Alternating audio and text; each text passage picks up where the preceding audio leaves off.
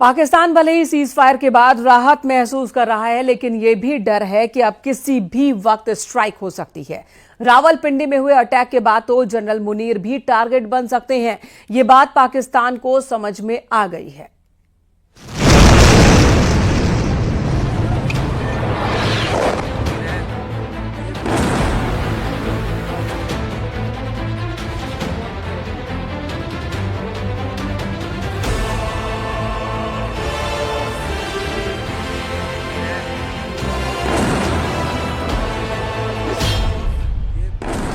रावलपिंडी नूर Khan airbase पर धमाका हुआ और यहीं से पाकिस्तान का सबसे बड़ा खौफ शुरू हो गया।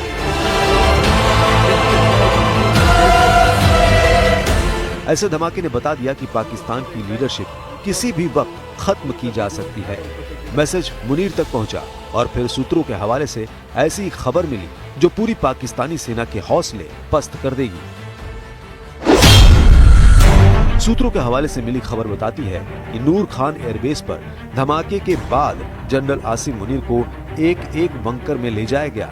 ये बंकर पाकिस्तानी सेना के मुख्यालय में ही बना हुआ है। इस बंकर में जनरल मुनीर को 2 घंटे तक रखा गया। 2 घंटे तक आसिम मुनीर के दिलो दिमाग पर जो चोट लगी है वो पूरी पाकिस्तानी फौज में महसूस की जा रही है। जनरल आसिम मुनीर 2 घंटे बाद ही बाहर निकलने को राजी हुए। भारत के चौतरफा हमलों ने बता दिया कि पाकिस्तान का सेना मुख्यालय भी मिट्टी में मिलाया जा सकता है। इस्लामाबाद से 10 किलोमीटर दूर नूर खान बेस पाकिस्तान की एयर मिलिट्री कमांड का हेडक्वार्टर भी है और यहीं पर भारत ने हमला करके बताया कि उसकी रेंज और नजरें कहां तक है। इस धमाके के बाद सैटेलाइट इमेज से पता चलता है कि नूर खान एयरबेस पर भारी नुकसान हुआ। ईंधन से भरे कई ट्रक भस्म हो गए। पाकिस्तान मिलिट्री का एक गोदाम भी चपेट में आया और इस धमाके के बाद मलबा रनवे तक पहुंच गया। पाकिस्तानी सेना ने आतंकवादियों का साथ देना उचित समझा और इस लड़ाई को अपनी लड़ाई बना ली। इस परिस्थिति में हमारी जवाबी कार्यवाही अत्यंत आवश्यक थी और इसमें उनका जो भी नुकसान हुआ वे खुद इसके लिए जिम्मेदार हैं। हमारी तरफ से हमारी एयर डिफेंस सिस्टम्स देश के लिए दीवार की तरह खड़ी थी और इसको भेदना दुश्मन के लिए नामुमकिन था। सेना की प्रेस कॉन्फ्रेंस से पहले एक वीडियो चलाया और इसमें लिखा, पाकिस्तानी मिराज चकनाचूर हो गया है। और जो इसे जिस तरह समझे, मिराज यानी मृग तृष्णा, रेगिस्तानी इलाके में होने वाला वो दृष्टि भ्रम जिसमें लगता है कि कुछ दूरी पर पानी मौजूद है। मैसेज साफ है कि पाकिस्तान की गलतफहमी दूर कर दी गई है। अब पाकिस्तान की गलतफहमी को दूर करने वाली ताकत देख लीजिए। यह है वो मिसाइल जिसने पाकिस्तान के भ्रम को तोड़ दिया। यह है ब्रह्मोस सुपरसोनिक क्रूज मिसाइल। इसी मिसाइल ने पाकिस्तानी एयरबेस, रेडार स्टेशन, आतंकी अड्डों में कोहराम मचाया है। सुपरसोनिक क्रूज मिसाइल ब्रह्मोस की रेंज 290 किलोमीटर थी, जिसे बढ़ाकर 450 किलोमीटर कर दिया गया और अब 800 किलोमीटर तक के टारगेट इसकी जद में है। यानी पाकिस्तान का कोना कोना अब ब्रह्मोस की रेंज में आ चुका है। इस मिसाइल की रफ्तार करीब 3500 किलोमीटर प्रति घंटा है, यानी हर 1 सेकंड में ये 955 मीटर का फासला तय करती है। अब इस रफ्तार से पाकिस्तान कैसे बचा होगा या आगे कैसे बचेगा, इसी बारे में सोचकर सबसे बड़ा सदमा जनरल आसिम मुनीर को लगा है। जनरल मुनीर ही नहीं, पूरी पाकिस्तानी फौज का दिलो दिमाग ब्रह्मोस के धमाके से छलनी हो चुका है। यही वजह है कि रावलपिंडी पर हमले के दौरान आसिम मुनीर 2 घंटे तक बंकर में रहे। इसकी सबसे बड़ी वजह ब्रह्मोस मिसाइल ही मानी जा रही है, क्योंकि इसको रोकने की ताकत दुनिया में किसी भी सेना के पास नहीं है। रूस की मदद से 1990 के दशक में जिस मिसाइल को बनाने का काम शुरू हुआ, वो आज भारतीय स्ट्राइक मिशन की बैकबोन बन चुकी है और पाकिस्तान पर हुई स्ट्राइक ने इस बात को साबित कर दिया है कि जनरल आसिम मुनीर की फौज के पास इसका कोई जवाब नहीं था। युद्ध के मैदान पर हमने हर बार पाकिस्तान को धूल चटाई है और इस बार ऑपरेशन सिंदूर ने नया आयाम जोड़ा है।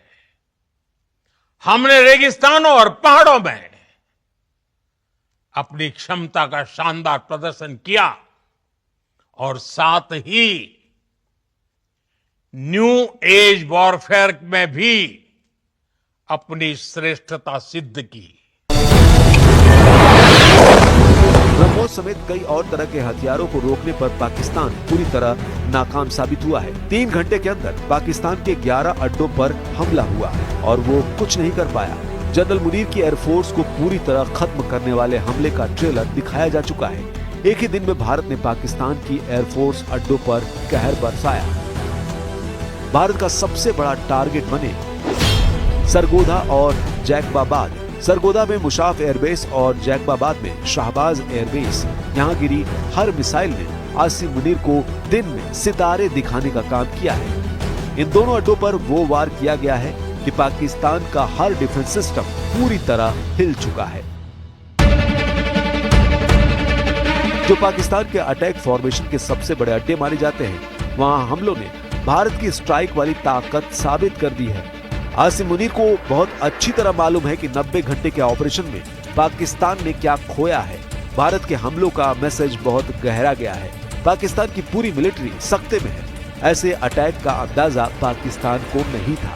भारत ने पाकिस्तान की फौज के सबसे मजबूत अड्डों पर अटैक किया है।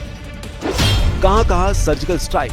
पाकिस्तानी पंजाब के झांग जिले में रफीकी एयरबेस, ये JF-17 और मिराज 5 विमानों का अड्डा है। पंजाब में ही रहीम यार खान एयरबेस, जो भारत के बॉर्डर से सिर्फ 100 किलोमीटर दूर है। चकवाल जिले में मुरीद एयरबेस, जो तुर्की से मिले अटैक ड्रोन का अड्डा है। रावलपिंडी में चकलाला या नूर खान एयरबेस, यहाँ पाकिस्तान के टैंकर विमान तैनात हैं। सिंध के सकर में भोलरी एयरबेस, यहाँ F-16, JF-17 और साब 2000 अवाक्स विमान तैनात हैं। लाहौर के पास चुनिया एयरबेस टारगेट किया गया। ये JF-17 और मिराज जेट का अड्डा है। इसके अलावा सियालकोट के पास पसरूर में एक रेडार अड्डा उड़ा दिया गया और सियालकोट में एक हवाई अड्डे पर भी हमला किया गया है। ये एक दूसरी तरह का वॉरफेयर था and it is bound to happen. हम लोग पिछली लड़ाई, अगली जो कभी भी लड़ाई होगी, भगवान करे ना हो, लेकिन अभी यदि हुई तो ये पिछली लड़ाई की तरह नहीं होगी। हर एक लड़ाई जो है अलग तरीके से लड़ी जाती है और टेक्नोलॉजिकल एडवांसमेंट्स हो रहे हैं। हम भी उस एडवांसमेंट्स के हिस्सा हैं, हमारे एडवर्सरीज भी हिस्सा हैं। So it is a cat and mouse game and you have to be ahead of the curve to beat your adversary. Pakistan के 40 अड्डे भारत के टारगेट पर थे, लेकिन शुरुआत में 11 अड्डों पर ऐसा हमला किया है कि बाकी बचे अड्डों में दहशत फैल गई। पाकिस्तान को हुए नुकसान की तस्वीरें आपके सामने हैं, लेकिन पाकिस्तान बताना नहीं चाहता कि उसकी एयरफोर्स को कितना बड़ा झटका लगा।